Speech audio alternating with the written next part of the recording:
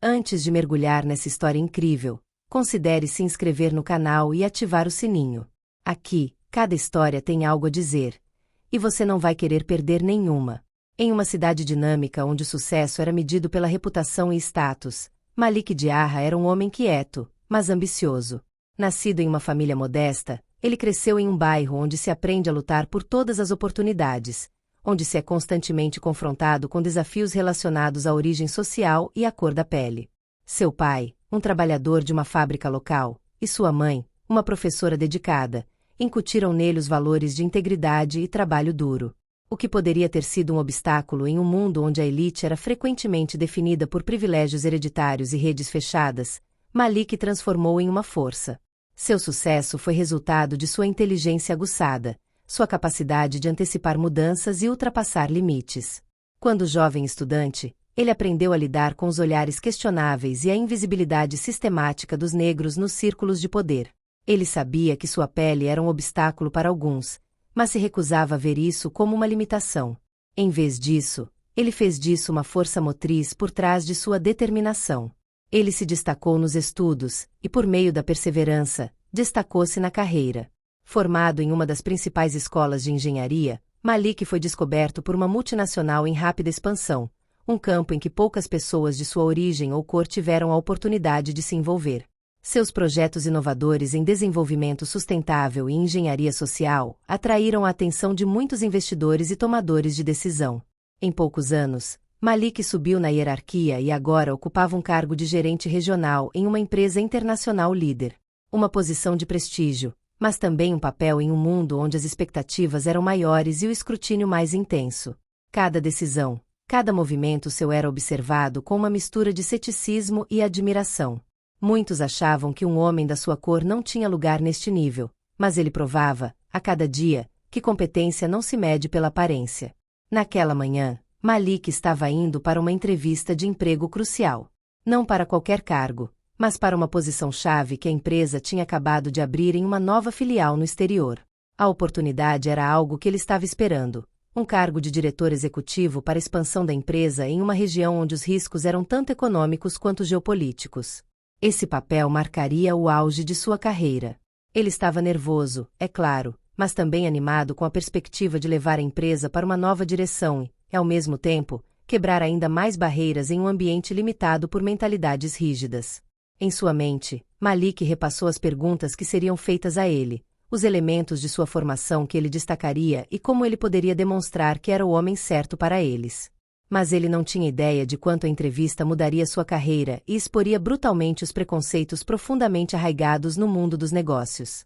Não foi apenas uma oportunidade de brilhar, mas também um teste aos valores que ele defendia e ao sistema em que atuava. Ao chegar aos escritórios ultramodernos da empresa, Malik imediatamente sentiu a atmosfera fria e distante que reinava naquele templo de capitalismo e aparente perfeição. As paredes brancas, lisas e quase sem alma, pareciam desproporcionalmente grandes, dando a impressão de que o tamanho da empresa era mais importante que seus funcionários. A decoração, quase opressivamente elegante e luxuosa, foi meticulosamente projetada até o menor detalhe. Lustres de cristal pendurados no teto, tapetes grossos e vermelhos cobrindo o chão, mesas de vidro com vistas panorâmicas. Cada canto exalava prestígio, mas neste mundo higienizado e impessoal, Malik se sentia, pela primeira vez em muito tempo, um estranho. A entrevista foi conduzida pela diretora de recursos humanos, Sra. Claire Leroy. Uma mulher de 50 e poucos anos, com olhar penetrante, vestida com um terno impecável e um penteado rigoroso que não deixava espaço para desleixo. Ela exalava uma aura de autoridade, uma figura imponente, respeitada e temida na empresa. Sua reputação era de uma profissional rígida, exigente, quase inflexível em seus julgamentos. Aos seus olhos, eficiência e disciplina eram primordiais, e ela nunca deixou espaço para exceções ou flexibilidade. Seu estilo de gestão era de ferro, e ela esperava que cada detalhe fosse perfeito, com cada candidato atendendo a critérios que ela mesma considerava intangíveis, muitas vezes ditados por normas sociais que ela considerava aceitáveis para a elite da empresa. Desde o início da entrevista, Malik sentiu que algo estava errado. Ele não foi tratado como os outros candidatos. Ele podia sentir a diferença, sutil mas presente, em cada gesto, em cada palavra dita.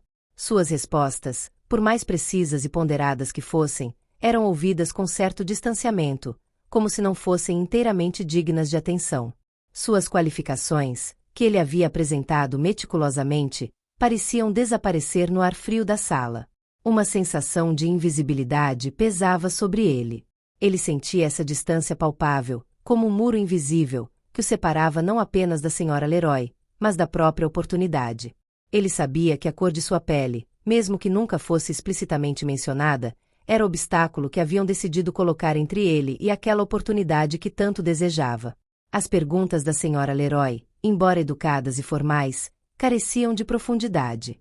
Em vez de perguntar sobre seus projetos anteriores, suas ideias ou sua visão para o futuro da empresa, ela se concentrou em questões triviais. Sua aparência, como ele planejava se integrar à equipe, suas expectativas salariais, como se seu preço fosse um fator mais determinante do que sua experiência. Cada pergunta parecia um teste que ele tinha que responder não com profissionalismo, mas com a capacidade de se conformar com uma imagem que ela já tinha dele na cabeça. Ele sentiu isso profundamente. Suas respostas, apesar de sua relevância e clareza, nunca pareceram repercutir nela. Ela permaneceu impassível, como se suas qualificações não importassem.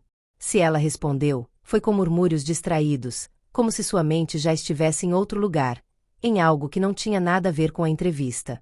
A maneira como ela se demorava em suas roupas, seus gestos, cada detalhe superficial reforçava a impressão de que ele estava sendo julgado por critérios externos, por sua aparência, e não por seu mérito.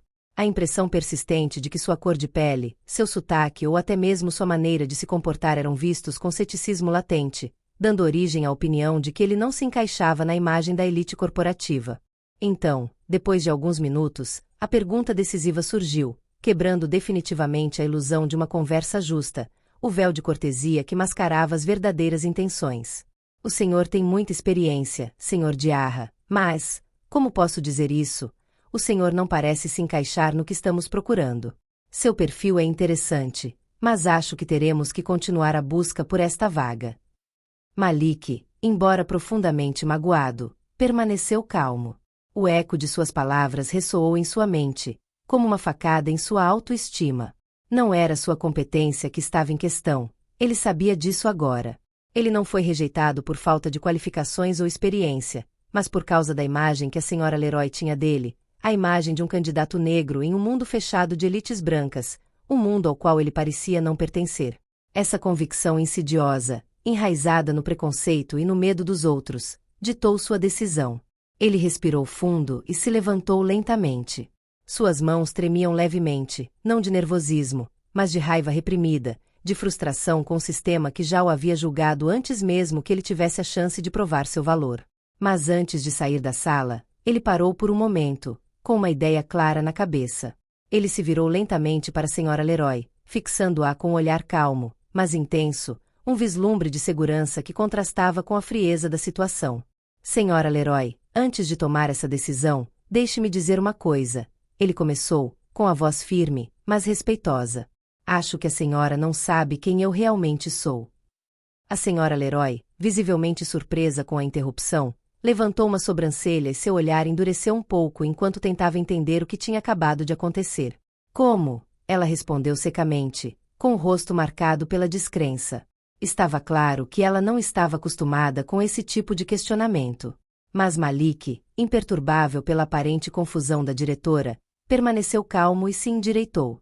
Ele sentiu o peso do momento cair sobre ele, uma rara oportunidade de confrontar a realidade do preconceito diretamente e sem rodeios. Suas mãos estavam levemente cerradas, mas sua voz permanecia firme, quase gélida, em perfeito contraste com a turbulência interior que sentia. Num tom calmo, mas com uma autoridade que imediatamente percebeu a fachada fria da empresa, ele deixou escapar a verdade que abalaria o mundo da Sra. Leroy.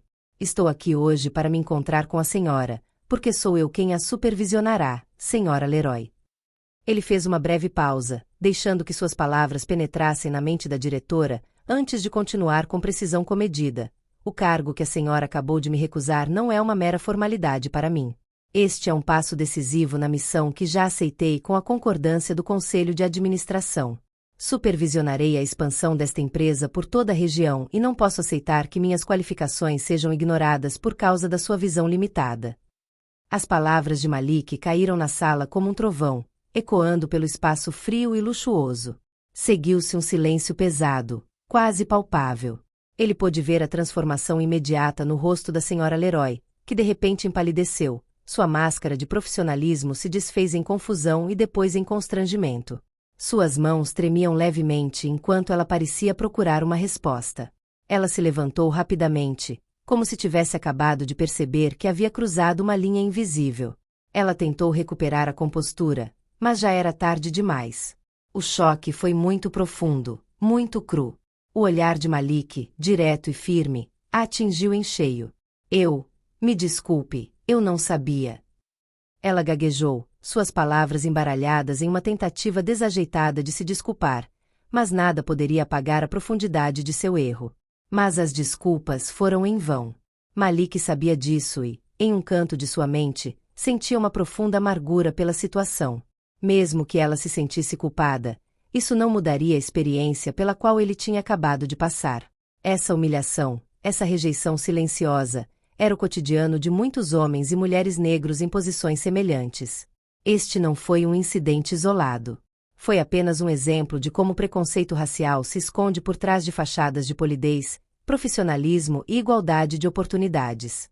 Esses estereótipos invisíveis, esses julgamentos antecipados, eram muros sólidos que impediam os sonhos, as ambições e os esforços de pessoas que, apesar de seus talentos, eram consideradas menos legítimas, menos dignas. Malik não era apenas um gerente. Ele era um exemplo vivo das barreiras invisíveis que o preconceito racial criava em espaços supostamente abertos a todos. Sua carreira, suas qualificações e sua determinação eram meros detalhes aos olhos da senhora Leroy, comparados à imagem que ela tinha do que um líder deveria ser. Um rosto branco, uma aparência bem cuidada, um histórico imaculado em um ambiente de privilégio. O que ela não sabia, ou se recusava a reconhecer, era que ele representava muito mais do que seu papel atual. Ele representou a resistência contra um sistema que nunca tornou sua vida mais fácil, um sistema que continuou a perpetuar a discriminação, mesmo sob o pretexto de justiça e inclusão.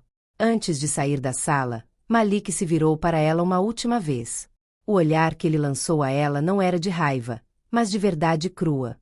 A senhora não rejeitou apenas um candidato, senhora Leroy. A senhora rejeitou a ideia de que pessoas como eu pudessem ocupar esses cargos. A senhora me julgou pela minha aparência, não pelas minhas habilidades. Suas palavras eram duras, mas também carregadas da dignidade de um homem que sabia que humildade não era sinônimo de submissão.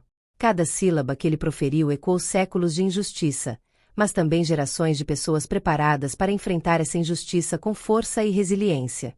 Ele parou por um momento, medindo o impacto de suas palavras na diretora, observando como seus olhos estavam cheios de vergonha e consciência, mas sem se deixar amolecer pela visão. Mas garanto que da próxima vez que nos encontrarmos, será em um ambiente muito mais formal. Ele a encarou, seu olhar penetrante como um desafio, uma promessa de que aquele encontro, embora marcado por uma humilhação injusta, não seria o último.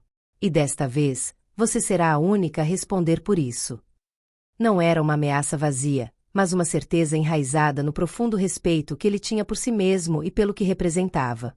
O silêncio na sala depois dessas palavras era quase palpável, carregado de significado e implicação.